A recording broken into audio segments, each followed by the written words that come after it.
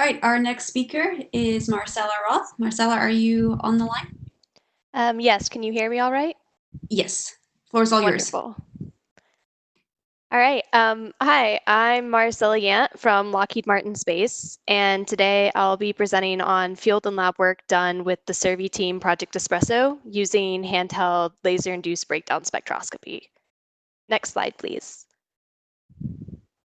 So first I'll describe our field instrument, which is a handheld laser-induced breakdown spectrometer, HLIBS for short. The use of HLIBS provides rapid data on the chemical composition of field samples. This data can be used to make inferences on the study area, direct future traverses, and influence sample collection. Access to geochemical composition in real time can streamline field operations and allows for a user to select a sample suite tailored to their field and science objectives. This can reduce time and cost on lab analyses and minimize future return trips to the field site. The fast acquisition time and minimal sample prep makes HLIBS an attractive candidate tool in planetary applications for things like geochemical mapping, resource prospecting, sample selection, and hazard identification. The specs of our instrument are shown on the slide here, but for the sake of time, I won't go over them. You can see the instrument being operated by me in the field here, and this is a contact instrument. Next slide, please.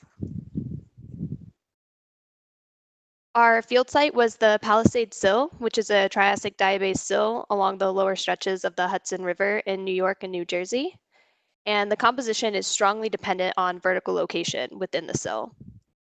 So 114 samples were analyzed along the alpine outcrop, representing approximately 110 meters of the sill and 20 meters of the underlying Lockatong Formation.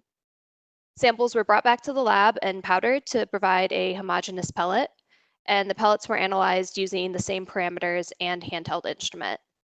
Next slide, please. The geochemical trends observed for the in situ samples and powdered pellets were compared with previous DCP AES results from Goring and Naslung 1995. And in general, the geochemical trends observed for major oxide elements in the powdered pellets agreed with the chemostratigraphy of the sill as previously determined in the lab. These trends were not easily observable in the in situ data. In some cases, there are large chemical differences between the in situ data, which are the colored dots here, and the homogenized pellets, the gray dots. However, the change from basaltic sill to underlying sandstone was evident in both the in situ and pellet data, and that's apparent based on silica content alone, shown here in yellow.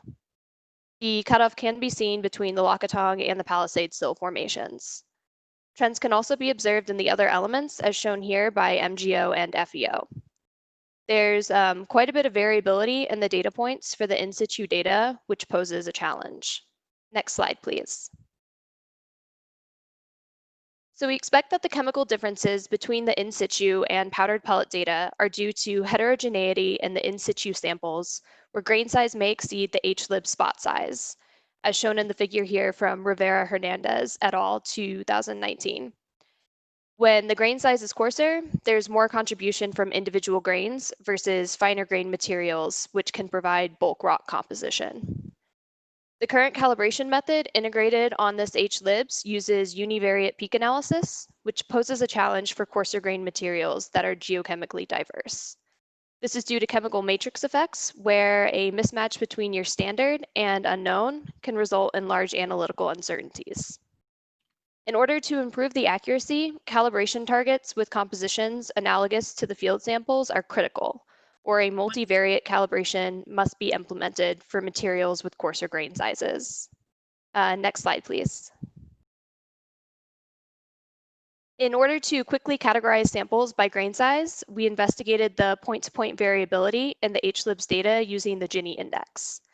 The gini index is a measure of statistical dispersion derived from Lorenz curves that's commonly used to represent income distribution. The Gini index varies from 0 to 1, where G equals 0 expresses complete equality, and G equals 1 complete inequality. The calculated mean Gini index is shown here, along with the values for the individual oxides for a fine and coarse grain sample.